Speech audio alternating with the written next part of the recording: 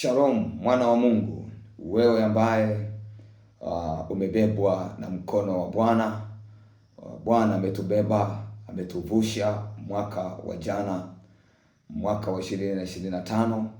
Pengine mwaka wa jana kuna mazingira, kuna maeneo tumepita ambayo tumepitia maumivu, machungu na mambo mengine ambayo yamepitia ambayo kwa namna moja ama nyingine tusingeweza kutoka ama kuvuka, lakini Bwana kwa mkono wake mwenyewe ametubeba na akatuvusha mwaka wa jana, na tumeingia mwaka huu mpya wa 2026 na Mungu akiwa ametubeba kwa mkono wake na ametufikisha mpaka kwenye maisha yale ambayo ametuandalia mwaka huu wa 2026 tuweze kuyaishi. Yesu asifiwe sana. Tumsifu Yesu Kristo. Karibu tena, tuendelee na ujumbe huu ambao tunautafakari. Tutafakari juu ya namna ambavyo Mungu ametubeba na kutufikisha mwaka huu 2026 na akiwa ametubeba kwa mkono wake mpaka kwenye maisha yale ambayo Bwana ametuandalia. Leo ujumbe ambao tunatafakari ni huu, kwamba Mungu anapokupa nafasi, Mungu anapokupa nafasi, hiyo nafasi inakuwa imebeba kusudi la Mungu kwa maisha yako. Mungu anapokupa nafasi, au Bwana anapoiachilia nafasi nyingine katika maisha yako, katika jambo lolote, hiyo nafasi inakuwa imebeba kusudi la Mungu kwa maisha yako. Na unaiangaliaje hiyo nafasi?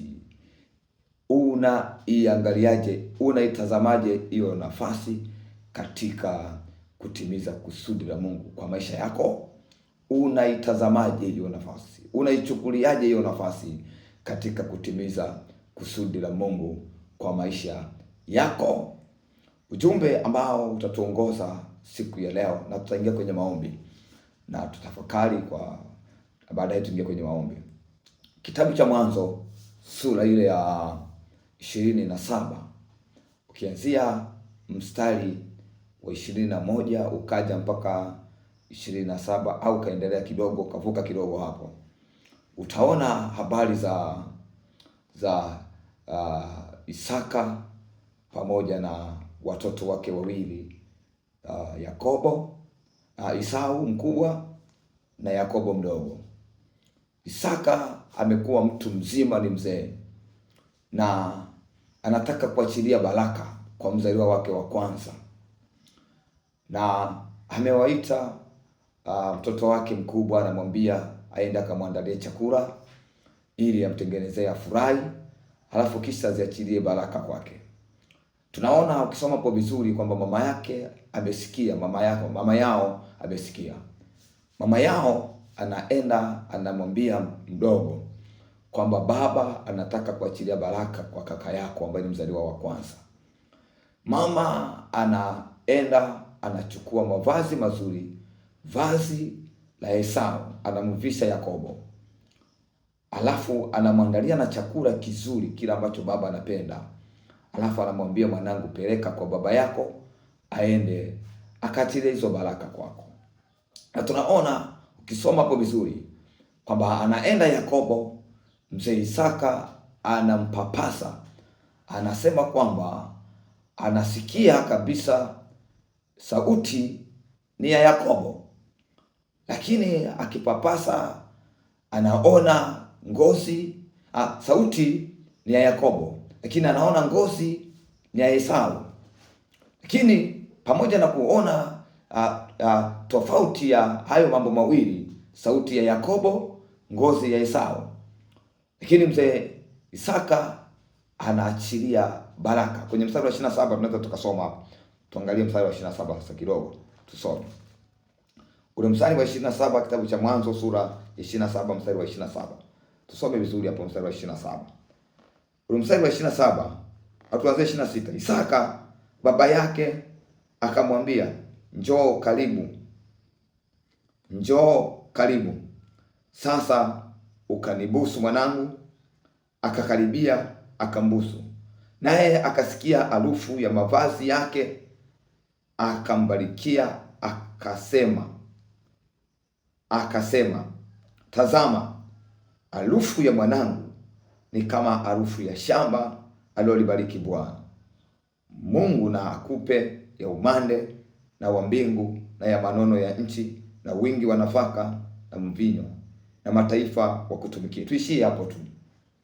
Kwa hiyo tunaona mzee Isaka anasikia harufu ya Yakobo, anasema, tazama, harufu ya mwanangu ni kama harufu ya shamba alilolibariki Bwana, akambariki.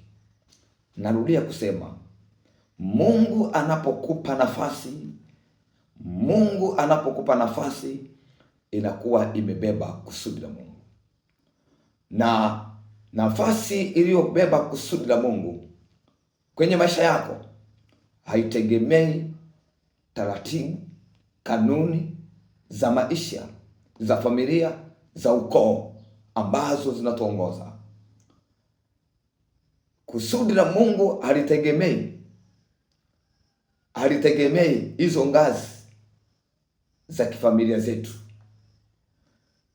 Ngazi za kifamilia zetu, aliyetakiwa kupokea baraka ya mzaliwa wa kwanza ni Esau. Lakini Esau pamoja ndiye anayestahili. Nafasi ya Esau ilikuwa haijabeba kusudi la Mungu.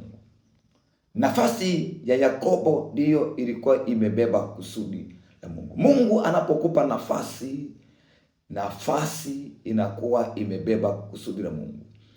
Usitazame yaliyopo mahali ulipo. Usijitazame wewe ulivyo. Usitazame taratibu za kwenu, taratibu za ukoo, za familia na mazingira. Litazame kusudi la Mungu katika nafasi ambayo amekupa. Mungu amekupa nafasi ya kuingia mwaka wa 2026, imebeba kusudi la Mungu. Isaka anasema, tazama, akasikia harufu ya mwanae. Ukitaka ujue kwamba nafasi ya Esau haikuwa na kusudi la Mungu, ila nafasi ya Yakobo ilikuwa na kusudi la Mungu. Isaka anamsikia Yakobo ananukia harufu ya baraka kabla hajambariki. Mungu anapokupa nafasi imebeba kusudi la Mungu, na hiyo nafasi inakuwa inanukia kusudi, baraka za Mungu. Kuna watu Mungu amewapa nafasi mahali mlipo. Kuna mtu Mungu amekupa nafasi ya kuingia mwaka wa 2026. Hiyo nafasi ambayo umeipata ya kuwa na pumzi ya uhai imebeba kusudi la Mungu. Litazame kusudi la Mungu, usitazame matatizo unayopitia. Mungu alipotaka kuwavusha wana wa Israeli kwenye kitabu cha Kutoka sura ile ya 6, tunaona ya kwamba Mungu anamwambia Musa kwamba mimi nitawakomboa, nitawaokoa. Wao wanamwambia Musa kwamba hawakumsikiliza Musa kwa sababu ya machungu na magumu waliokuwa nayo.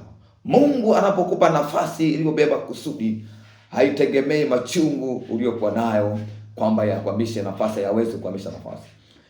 Itazame kusudi la Mungu katika nafasi iliyokupa. Usitazame machungu, magumu na maumivu unayopitia.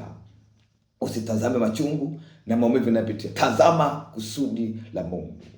Ukisoma katika kitabu cha Mwanzo sura ile ya 32, kitabu cha Mwanzo sura ya 32, tunaona Yakobo anashindana na malaika. 32:28. Tunaona Mungu anamwambia Yakobo kwamba sasa wewe hautaitwa Yakobo, utaitwa Israeli. Kama Rebeka na Yakobo wangetazama taratibu za kifamilia za mzee Isaka, Israeli angetoka wapi? Nafasi ya Yakobo ilikuwa imebeba taifa la Israeli. Mungu amekupa nafasi, hiyo nafasi imebeba taifa.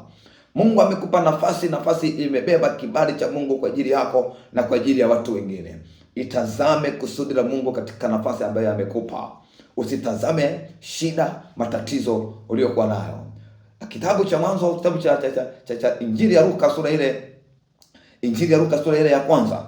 Injili ya Luka sura ile ya kwanza, ukisoma mstari wa 43, kabla ya mstari wa 43, ukisoma hapo juu yake, utaona Mungu alipokwisha kumtuma malaika amemtokea Mariamu akasalimiwa, akasema utachukua mimba, utamzaa mtoto, ataitwa Emmanueli.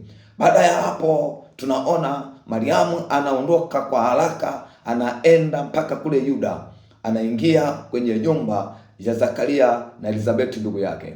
Alipoingia kwenye nyumba ya Elizabeti na ndugu yake, anamsalimu.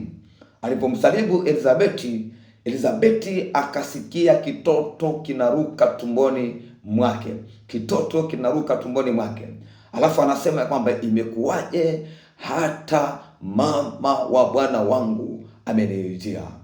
Mariamu alikuwa ni ndugu wa Elizabeti, lakini Elizabeti akuona kama ndugu amenijia kwenye nyumba yangu. Elizabeti aliona mama wa Bwana wake amemwijia, amkumbuke katika tabu, katika mateso yake. Mungu anapokupa nafasi imebeba kusudi la Mungu. Mariamu alipoondoka mahali hapo kwa haraka kuingia katika nyumba ya kina Zakaria na Elizabeti, hiyo ilikuwa ni nafasi ya kusudi la Mungu kutimia katika nyumba ya mzee Zakaria. Mungu amekupa nafasi imebeba kusudi, na Mungu anataka hilo kusudi litimie. Usitazame shida, zame taratibu. Kuna watu mko kwenye familia, Mungu amekupa nafasi ya jambo fulani, lakini unajitazama kwamba mimi sio mzaliwa wa kwanza. Kuna kaka zangu, kuna dada zangu, itakuwaje mimi nikafanya jambo hili? Kuna watu mnatakiwa mfunge ndoa, Mungu amekuandalia mke mzuri, Mungu amekuandalia mume mzuri, lakini kwa sababu kuna kaka zako hawajaoa, kwa sababu kuna dada zako hawajaolewa, unakataa kuolewa kwa sababu ya kaka zako, ya dada zako. Mungu anapokupa nafasi imebeba kusudi la Mungu kwa ajili ya maisha yako. Usitazame taratibu, usitazame shida, usitazame vikwazo vilivyopo. Itazame kusudi la Mungu. Mwaka 2026 Mungu amekupa nafasi ambayo imebeba kusudi la Mungu. Litazame kusudi la Mungu, usitazame magumu unayoyapitia. Ni kama vile habari za kina Esther na kina Mordekai. Kitabu cha Esther sura ile ya 4. Tunaona Mordekai anamwambia Esther ya kwamba wewe usiposimama wakati huu, usiposimama nafasi ambayo umeipata kuwa katika nyumba ya mfalme, kuwa karibu na mfalme, usipotumia hiyo nafasi ukaingia mbele ya mfalme, akasema wewe usiposimama, Mungu anaweza akainua msaada kwa namna nyingine, lakini kwako wewe itakuwa shida, wewe na familia yako na vizazi vyako. Usipochukua nafasi hii ambayo Mungu amekupa, ukasimama ukalitazama kusudi la Mungu, ukatazama kwamba nikiingia kinyume cha taratibu mbele ya mfalme nitakufa, anasema Mungu anainua msaada kwa namna nyingine. Mungu anapokupa nafasi, tumia hiyo nafasi kwa ajili ya kusudi la Mungu. Esther akasimama, akaitumia hiyo nafasi kwa ajili ya kusudi la Mungu, na tunaona kilichotokea, akapata heshima ya kuwa malkia. Nafasi ambayo Mungu amekupa imebeba kusudi la Mungu, ila wewe tu ndo unatazama magumu, shida, vikwazo vilivyoko mbele yako. Nataka leo nikwambie, itazame kusudi la Mungu kwa hiyo nafasi aliyokupa. Litazame kusudi la Mungu. Umepata nafasi kuingia 2026. Haijalishi unaumwa, unaugua, haijalishi unapitia maisha yapi. Mimi nataka nikwambie ndugu msikilizaji, litazame kusudi la Mungu. Mungu ametuvusha kutoka 2025, ametubeba kwa mkono wake na ametupeleka mpaka kwenye maisha ambayo ametuandalia. Litazame kusudi la Mungu ili uweze kuyaona maisha ambayo Mungu amekuandalia. Nataka tuombe leo. Tutumie dakika hizi 2 nipate kukuombea maombi ya leo. Unaweza kufuatana na mimi maombi hayo. Sema: Baba, katika jina la Yesu, ninakuja kwako. Ninakushukuru nimepata nafasi nyingine ya kuweza kuingia mwaka huu. Mwaka huu umebeba kusudi lako kwa ajili ya maisha yangu. Mwaka huu umenibeba kwa mkono wako, umenivusha. Mwaka uliopita nilikuwa nimepita kwenye magumu na shida.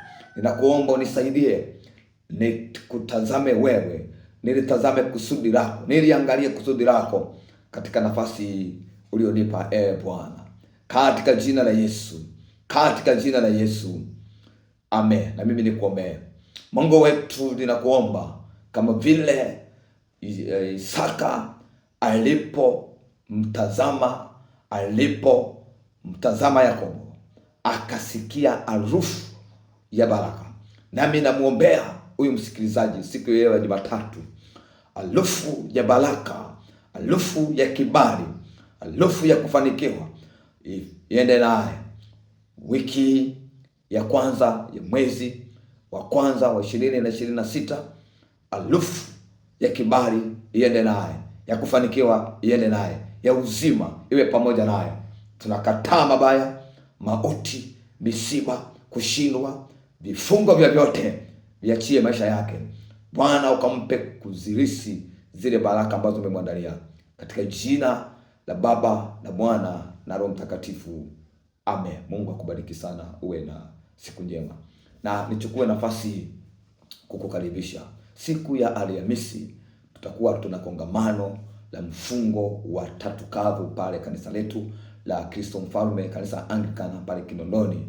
Karibu sana kwenye mfungo wa tatu kavu, unaanza Alhamisi, Ijumaa na Jumamosi.